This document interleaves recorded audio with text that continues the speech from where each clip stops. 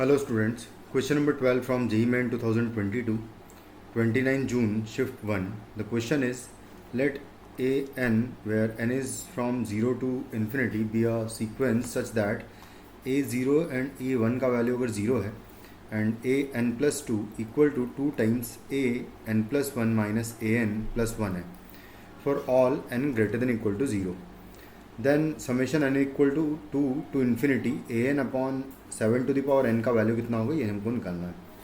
तो सबसे पहले तो हम सीक्वेंस जो ए एन सीक्वेंस है इसको निकालना पड़ेगा हमें. तो हम क्या करते हैं कि यहाँ से नॉर्मली हम डायरेक्टली वैल्यू पुट कर लेते हैं. जैसे यहाँ पर इस सीक्वेंस में मैं अगर मान लो एन की प्लेस पर 0 पुट करता हूँ तो एन की प्लेस पर 0 पुट करने पर यहाँ आएगा a2 equal to 2 times a1 and minus a0 plus 1 है ना, कुछ इस तरीके से आ जाएगा. और a1 और a0 का वैल्यू मुझे पता है 0, तो यहाँ से a2 का वैल्यू मुझे मिल जाएगा जो कि आ जाएगा 1 आ जाएगा.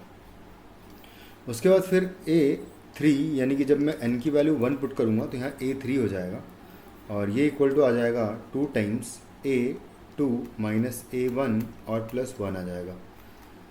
तो उसके बाद यहाँ पर a2 और a1 की वैल्यू अगर पुट करें तो 2 प्लस 1 यहाँ पर 3 हो जाएगा. तो a3 का वैल्यू आ जाएगा 3. उसके बाद a4 की value when we will put n equal to 3 n equal to 2 जब पुट करेंगे तो a4 मिलेगा यहाँ पर हमें. और बाकी आगे अगर देखें तो यहाँ पर हो जाएगा 2 times a3 minus a2 plus 1, कुछ इस तरीके से आ जाएगा. सबकी वैल्यूज़ अगर पुट करें तो यहाँ से हमें a4 का वैल्यू मिल जाएगा. a3 जो है वो हम निकाल चुके हैं 3, तो 3 इंटू 2 6 हो जाएगा 6. एंड a2 का वैल्यू 1 है तो 6 minus 1 will be 5 and plus 1 हो जाएगा तो वापस 6 आ जाएगा, यानी कि a4 का वैल्यू 6 हो जाएगा कैलकुलेट करने पर. उसके बाद a5 का वैल्यू निकालूँ अगर मैं तो a5 का वैल्यू हो जाएगा 2 times a4 minus a3 and plus 1 आएगा इक्वल टू हो जाएगा. यहाँ तो हो जाएगा 6 a3 का a4 का वैल्यू है, a4 का 6 इंटू 2 हो जाएगा 12 माइनस a3 इज़ 3 तो 9 हो जाएगा. 9 प्लस 1 10 हो जाएगा, यानी कि a5 का वैल्यू 10 आ जाएगा. तो बेसिकली अगर मैं सीक्वेंस को s कह दूँ तो ये जो सीक्वेंस लिखा है मैं नेक्स्ट पेज पर इसको लिख लेता हूँ. ये लिखा हुआ है Sn is equal to 1 put करेंगे तो आएगा a1 अपॉन 7 की पावर 1 हो जाएगा प्लस a2 अपॉन 7 का स्क्वायर प्लस a3 अपॉन 7 का cube plus a4 upon 7 to the power 4 आएगा and a5 upon 7 to the power 5 आ जाएगा. कुछ इस तरीके से आएगा. तो a1 का वैल्यू 0 है. तो अच्छा, वैसे n की वैल्यू हम 2 से ले जा रहे हैं तो वैसे भी देखो ये टर्म तो वैसे भी 0 हो जाएगा तो 2 से ही जाएगा ये. तो बेसिकली ये वाला टर्म हमारे पास नहीं है, डायरेक्टली हम a2 से स्टार्ट करेंगे. तो a2 डिवाइडेड बाय आ जाएगा 7 square plus a3 upon 7 cube plus a4 upon 7 to the power 4 till a5 upon है ना 7 टू द पावर 5 है. कुछ इस तरीके से ये टर्म्स आ जाएगी. तो इस सीक्वेंस को अगर मैं है ना इसको मैं s कह देता हूँ, Sn नहीं s कह देते हैं इसको, ठीक है. और इसको अगर प्रॉपरली फिर लिखा जाए तो ये लिखा क्या है, a2 का वैल्यू हम निकाल चुके हैं. अब जब जिन का वैल्यू निकाल लिया उनको हम रख देते हैं. तो a2 का वैल्यू 1 है तो यानी कि यहाँ पर आ जाएगा 1 अपॉन 7 स्क्वायर प्लस a3 का वैल्यू अगर देखें तो 3 है तो यानी कि हो जाएगा 3 upon 7 cube plus a4 is 6 तो 6 upon 7 to the power 4 and plus 10 upon 7 to the power 5 आ जाएगा. एंड कुछ इस तरीके से सीक्वेंस चलता जाएगा. अब इस सीक्वेंस को मैं 1 अपॉन 7 से अगर मल्टीप्लाई करके शिफ्ट करके लिख दें एक एक टर्म्स को तो यहाँ पर क्यूब आ जाएगा. इस टर्म को मैं 7 से मल्टीप्लाई 1 अपॉन 7 से मल्टीप्लाई कर लेंगे तो 1 अपॉन 7 क्यूब हो जाएगा.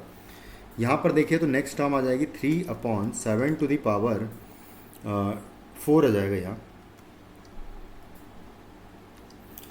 उसके बाद आएगा plus 6 upon 7 to the power 5 हो जाएगा और next 10 upon 7 to the power 6 हो जाएगा नेक्स्ट टर्म.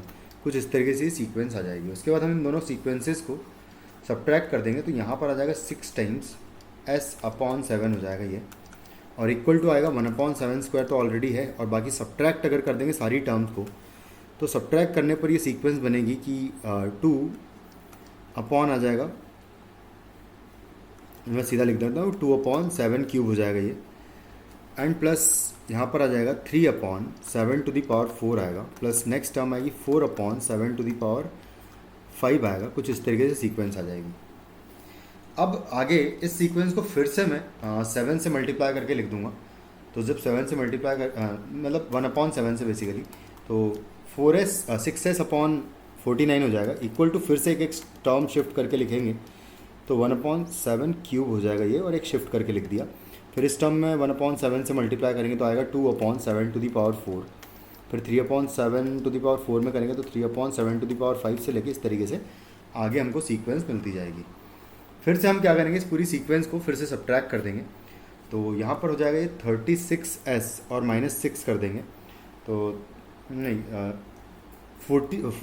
7 से मल्टीप्लाई कर देंगे बेसिकली, तो यहाँ ताकि 49 बन जाए, एलसीएम सेम हो जाए। मतलब बेसिकली मैं 6s/7 माइनस 6s/49 का वैल्यू निकालना चाहता हूँ। तो 7 से हम लोग मल्टीप्लाई डिवाइड कर लेंगे तो 42 हो जाएगा ये, 42 - 6 हो जाएगा 36, तो ये हो जाएगा 36s/49, कुछ इस तरीके से आ जाएगा। और यहाँ पर जो सीक्वेंस मिलेगी 1/7 है अपॉन, है ना, यहाँ पर 1/7 क्यूब हो जाएगा, फिर आएगा नेक्स्ट 1/7 हो जाएगा, से लेके इस तरीके से सीक्वेंस मिलेगी। और ये एक इनफाइनाइट जीपी है, तो इसका सम लिख देंगे सीधा सीधा हम लोग। तो यहाँ से आ जाएगा 36s/49 इज इक्वल टू होगा a/1 - r होता है, यानी कि a का वैल्यू है 1/7 और डिवाइडेड बाय आएगा 1 - r का वैल्यू 1/7 है, तो वो मैं सब्ट्रैक्ट कर दूंगा कुछ इस तरीके से। अब हम डायरेक्टली इसकी वैल्यू निकालूँ तो s इज इक्वल टू आ जाएगा यहाँ से 49 और डिवाइडेड बाय आ जाएगा 36, रेसिप्रोकल कर देंगे उधर ले जाके, और यहाँ पर है 1/49 हो जाएगा 1/7 का स्क्वायर, एंड इनटू इसको सॉल्व करेंगे तो 7 - 1 6 हो जाएगा ऊपर नीचे, और ऊपर चला जाएगा 7, तो ये कुछ आ जाएगा। तो यहाँ से 49 से 49 कैंसिल आउट कर देंगे, उसके बाद जो बचेगा उसको कैलकुलेट करें तो ये हो जाएगा 7 और 216 हो जाएगा मल्टीप्लिकेशन, ये 6 का क्यूब हो गया एक्चुअली, तो 6 क्यूब होता है 216। तो 7/216 is the final answer of this question, जो कि 7/216 हमें दिख रहा है बी ऑप्शन में। Thank you.